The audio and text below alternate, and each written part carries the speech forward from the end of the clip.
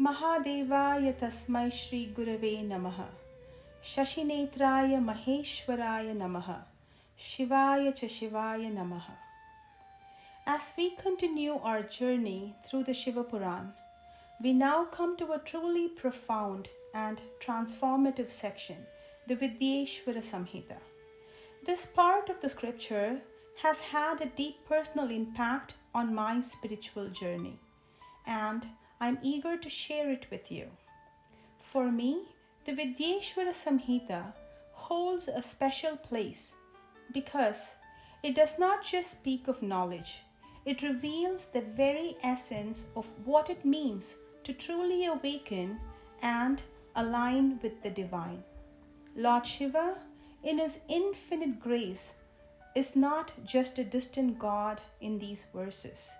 He is a direct teacher, guiding us to a deeper understanding of ourselves and the universe around us.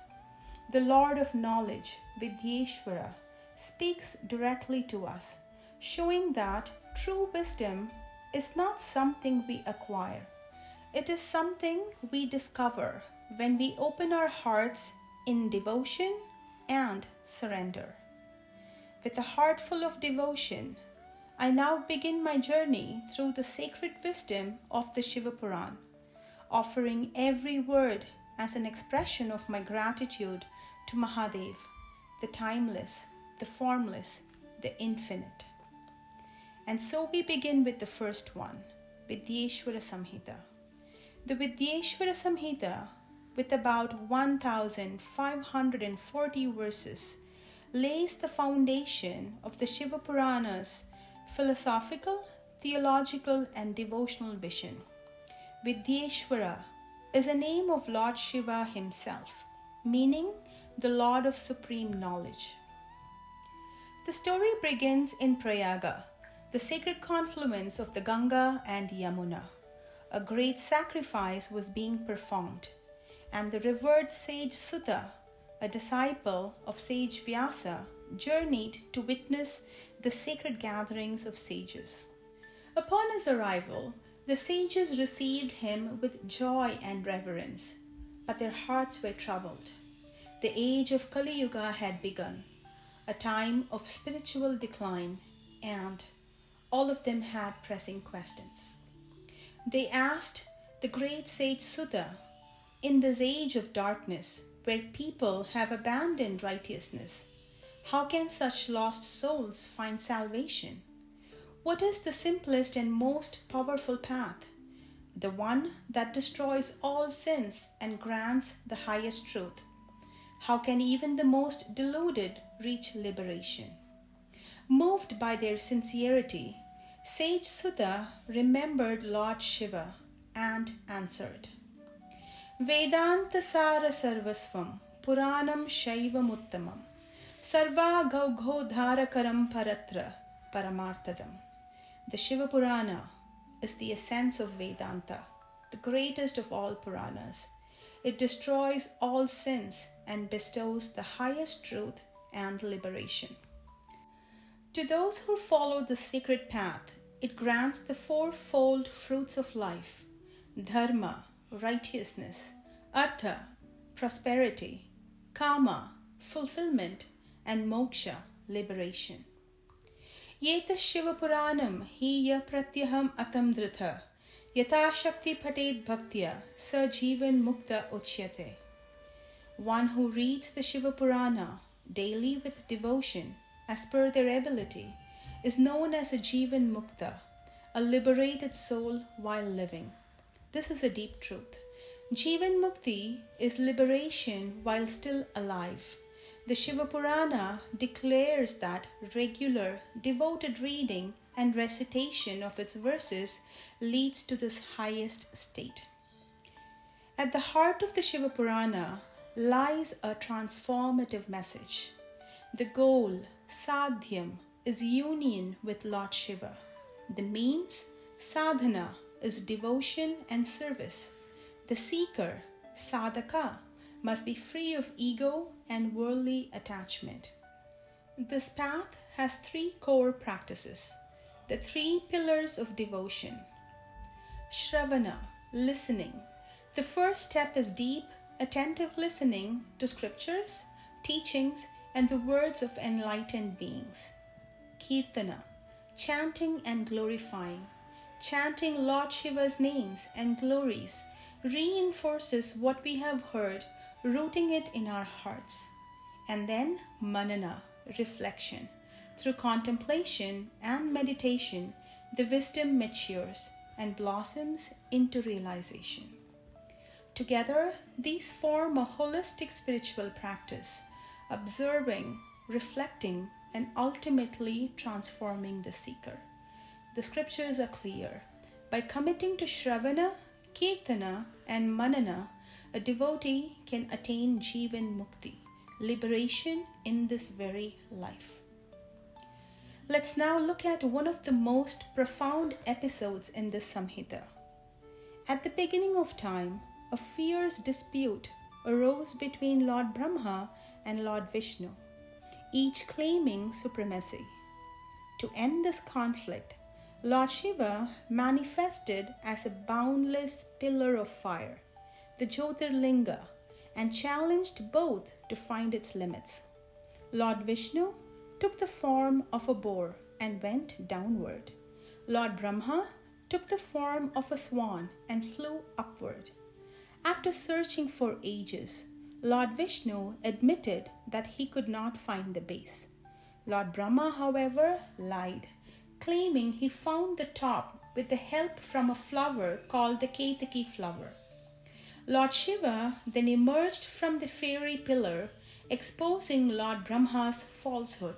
As a result, Lord Brahma lost the right to temple worship, the Ketaki flower was banned from offerings, and Lord Vishnu was blessed for his honesty.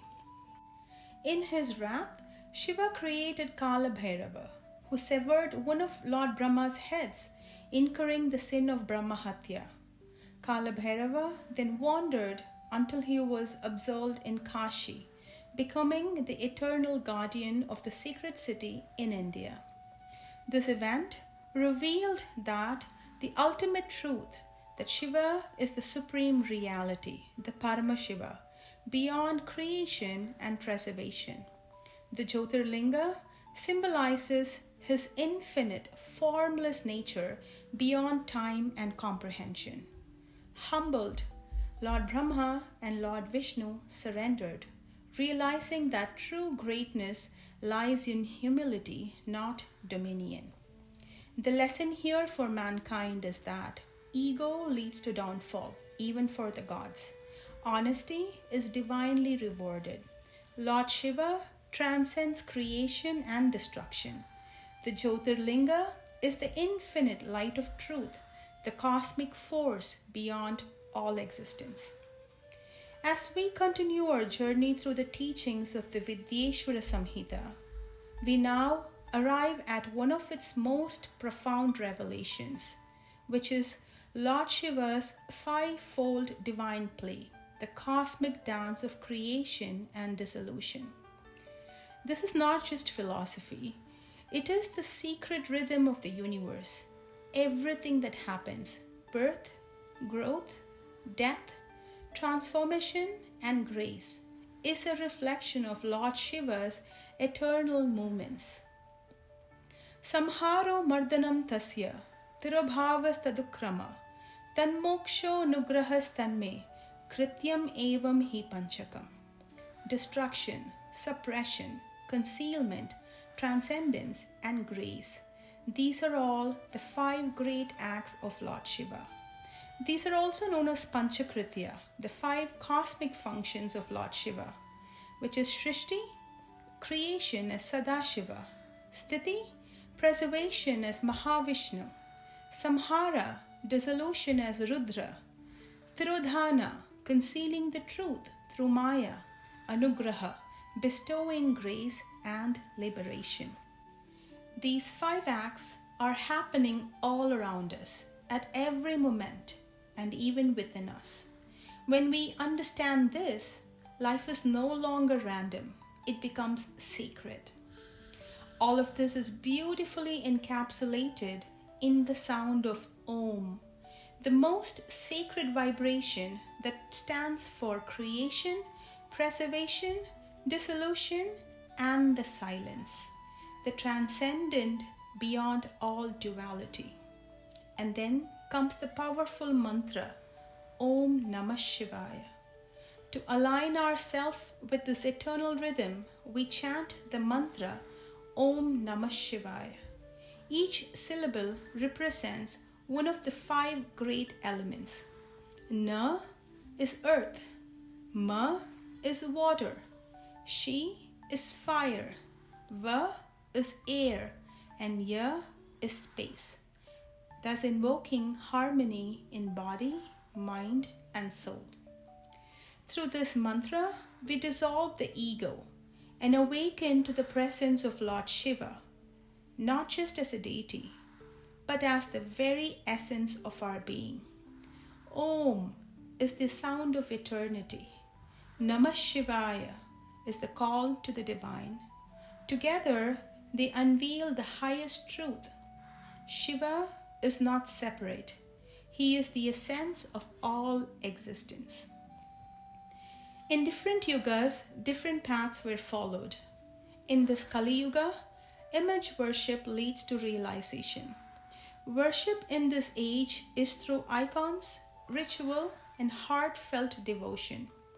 Shiva's linga is not just a symbol, it is infinity manifest. Lord Shiva's worship includes Abhisheka, which is a ritual bathing, Dhyana, which is meditation, Japa, chanting mantras, and offering Rudraksha, Bilva leaves, Bhasma, and Nevedya. Though Shiva has no need for any sustenance, he accepts offerings made with love. A simple fruit given with devotion is more cherished than grand rituals. The trifoliate Bilva leaf, symbolic of Lord Shiva's 3 eyes, or the divine triads, is said to absolve sins and grant merit. The Rudraksha is sacred beyond compare. Wearing a Rudraksha purifies, protects, and connects the devotee to Mahadev. There are different types of Rudrakshas based on mukhis or faces have different energies, but all of them carry Lord Shiva's essence. Just touching one grants merit. So too with Lord Shiva's names, chanting Rudra, Mahadev, Shankara, Nilakanta, Shamba Sadashiv can burn away lifetimes of karma. The names of Mahadev are living mantras. Bhasma or Vibhuti is not mere ash. It is what remains after the offering is consumed. It symbolizes the eternal.